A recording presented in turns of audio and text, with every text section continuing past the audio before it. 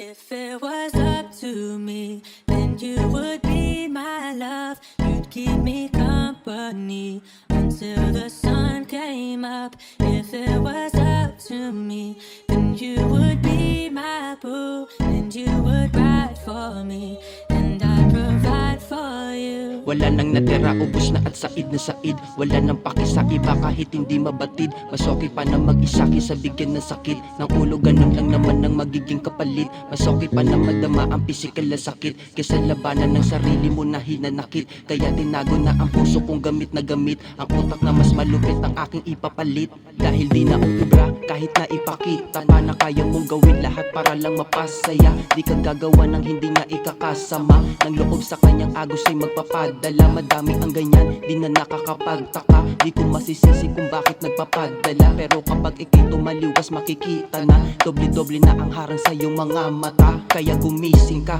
di mo kailangan na laging patunayan kung ikaw ang sumasama. Lagi na gawin kung sa huli walang halaga. Lagi mong sundin kung ikaw ay walang halaga.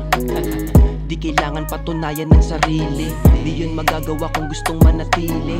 Di yan magagawa kung ikaw ang pinili. Kaya wag makampante nang di ka masaktan sa huli. Ayan ang totoo kaya ngayon mamulat na hindi to teleserye kaya wag magdadrama. Kung ayaw na sa'yo ide humanap na iba. Di ka nabawasan bagkus mas nadagdagan ka pa. Yan ang dapat na malaman mo. Galingan mo lagi na maglaro at pagganahin ng utak mo. Di ang puso mo, di yan kailangan bro.